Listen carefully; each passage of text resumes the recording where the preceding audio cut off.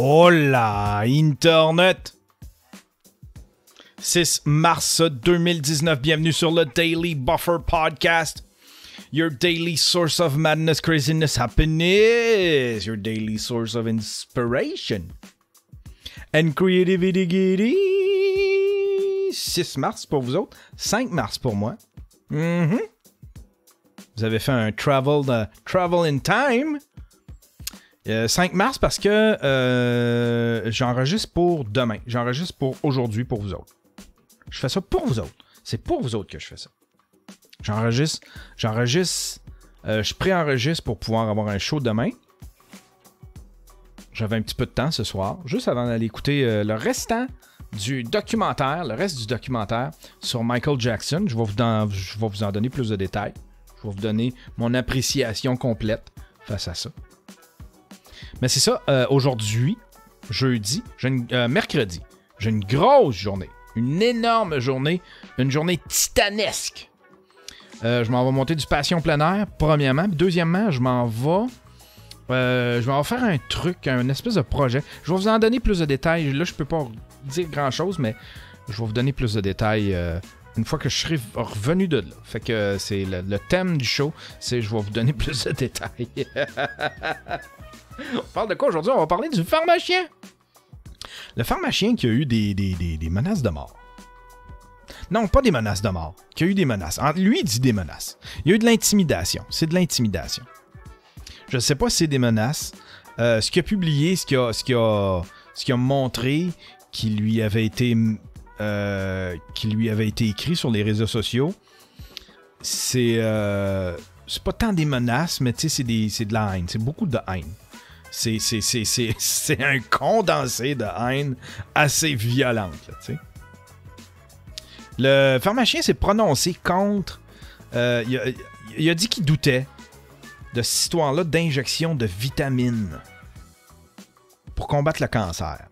Puis là, il a reçu de la haine sur Internet, mais de la haine d'une violence que j'ai rarement vue, là, tu sais. Le monde, il souhaitait un cancer, puis... je fais comme tabarnak, c'est bien rough, tu sais. Puis je me suis mis à penser à ça. Puis j'ai fait comme, qu'est-ce qui fait, comment ça que, c'est-tu tout le monde? Non, c'est pas tout le monde. Il y en a d'autres qui se sont prononcés contre, il y a d'autres professionnels de la santé qui se sont prononcés contre des paradigmes ou des fausses croyances comme ça. Ils n'ont pas tout reçu de la haine aussi violente que ça. Le pharmacien, je trouve que c'est un cas spécial. Ça peut pas être un cas d'espèce pour représenter tous les professionnels de la santé qui veulent se prononcer sur une fausse croyance ou sur une idée, disons, conspirative, tu sais. Le pharmacien est un peu spécial parce que il a bâti sa carrière un peu en se moquant de ceux qui osent douter, de ceux qui osent... Non, attendez un peu. C'est pas juste ça. C'est pas juste ceux qui doutent, c'est ceux qui émettent, c'est ceux qui doutent au point de se trouver des théories, tu sais, sur la vaccination, sur la vitamine, les injections de vitamines, ces trucs-là, tu sais. Il y a une émission, il a bâti sa carrière, il a commencé en faisant des BD, puis à chaque fois qu'il illustrait quelqu'un qui était un incrédule face à la science ou à la pharmacologie, ben, il l'illustrait comme un épais. Il dessinait comme un épais. C'était comme si c'était un épais, tu sais. Puis là, vous allez dire, oh, mais ça va de soi, c'est des épais. Peut-être, mais c'est pas l'approche que tu devrais avoir.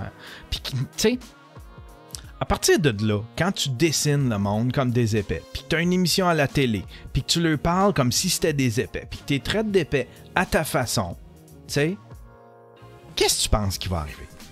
Qu'est-ce que tu penses? Quel genre de réaction tu vas avoir de ces gens-là? On en a parlé la semaine passée. Hein? On a parlé des flat earthers. Ceux qui croient que la planète Terre est plate, tu sais. On le voit traiter ces gens-là d'idiots, ça marche pas. Ça marche pas. C'est pas la bonne technique. C'est pas la bonne technique, tu sais. Fait que, tu sais, lui, il a un petit peu bâti sa carrière là-dessus, là, avec sa BD, à tout de moins, là, tu sais. Puis son émission de télé.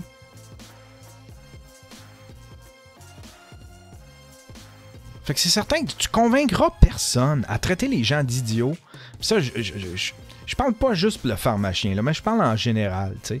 Quelqu'un qui t'arrive avec des idées anti-vaxxer, tu sais, anti-vaccination. Quelqu'un qui t'arrive avec des idées de planète qui est, de planète qui est plate. La Terre est plate.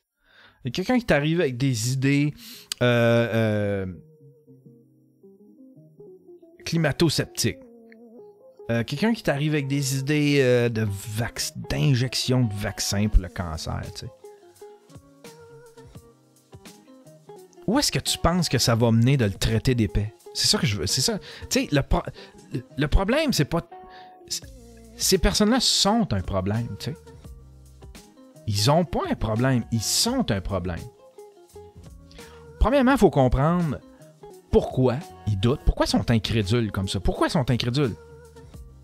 Il y a une raison pourquoi c'est pas toutes des épais, c'est des gens qui ont été chercher de la mauvaise information, qui ont embarqué dans la roue de la mauvaise information. Puis sur Internet, c'est super facile d'embarquer dans ce vortex-là, puis de te faire aspirer dans le monde de Alex Jones, puis dans le monde de la conspiration. C'est super facile.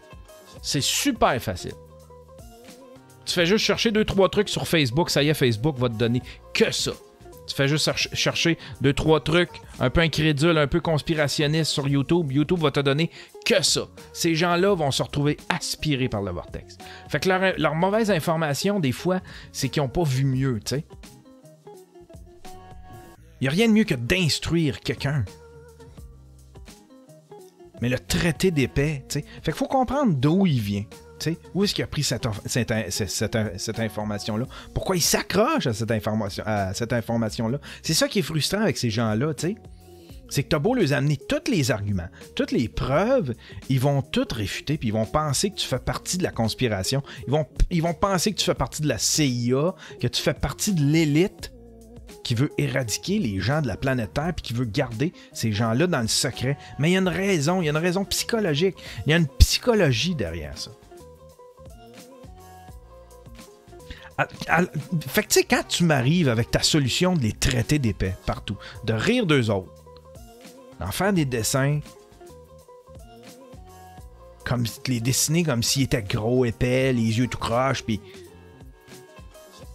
ben qu'est-ce que tu penses, quel résultat tu penses avoir avec ça? Il est là mon point. T'en auras aucun. Ils vont choquer, puis ils vont devenir, c'est ça, ils vont devenir violents, tu sais. Mais je les défends pas, mais pas du tout. Je défends pas la violence, je la condamne, je condamne la violence.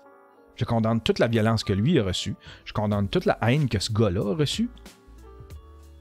Mais s'il veut se poser, s'il veut faire une petite démarche, tu sais, il dit qu'il est en break, là, il a pris un break, le pharmacien. Parce que c'était trop pour lui. Il a reçu trop de haine. Mais s'il veut entamer une petite démarche, c'est te poser la question, OK, c'est mon rôle, c'est son rôle d'instruire. Du moins au niveau de la pharmacologie, tu sais. C'est lui le professionnel. Mais comment je fais pour instruire les gens? C'est-tu mon émission, puis c'est-tu ma BD à traiter le monde d'épais? Il s'est bâti une carrière à se moquer du monde, puis à les traiter d'épais. Tu sais. Mais c'est ça la solution. T'sais. Faut qu'il fasse cette démarche-là. T'sais. Fait que j'espère que lui va apprendre de ça. Mais j'espère aussi qu'il a gardé les papiers. J'espère qu'il a gardé toutes les publications, toute la haine qu'on lui a envoyée. Puis que si là-dedans, il y a des menaces à sa vie, des menaces physiques, des menaces quelconques, j'espère qu'il va envoyer ça à la police. Mais de ce que j'ai lu sur Internet, de ce que j'ai lu dans ce que lui il a révélé à la presse, c'est pas tant des menaces ou de l'intimidation, je sais pas. C'est-tu de l'intimidation? C'est plus de la haine. Tu sais, souhaiter un cancer à quelqu'un, c'est ce que j'ai vu de pire dans ce qu'on lui avait envoyé comme message. C'est qu'il y a quelqu'un qui souhaitait un cancer, mais tu sais, il faut que tu comprennes, tu sais, peut-être que cette personne-là a vécu le cancer, tu sais, puis pour elle voyait là-dedans cette injection de vitamine-là comme un espèce d'espoir, tu sais. Fait que peut-être que je te souhaite un cancer, c'est peut-être plus j'espère que tu vas vivre ce que, tu sais, je te souhaite que tu vives, je te souhaite que tu comprennes ce que j'ai vécu, c'est plus ça. Moi, je le prends de même. Voilà. Voilà. Mais c'est triste où est-ce qu'on s'en va. C'est triste. Parce que les gens sont de plus en plus violents. Les gens s'écoutent de moins en moins. Les gens s'informent de moins en moins. Il y a trop d'informations. Il y en a trop de partout. C'est pas la bonne information. Puis ce à quoi on s'intéresse, c'est pas la bonne information aussi. Tu sais, il faudrait peut-être lâcher les Kardashians. Tu sais. L'information devrait faire partie de l'éducation. La bonne information devrait faire partie de l'éducation. Chaque matin, il devrait y avoir un cours qui instruit les enfants sur qu'est-ce qui s'est passé dans l'actualité. Chaque jour. Tu sais, pour que les jeunes soient déjà prêts à s'intéresser à des trucs autres que Kardashian, puis des trucs complètement insipides, tu sais. C'est parce qu'on a tellement blendé la pop culture avec l'actualité. On connaît rien de notre politique, on connaît rien de nos enjeux. On est un peu perdus, on est un peu des épais. Je mérite que je vous dessine tout comme si vous étiez des épais.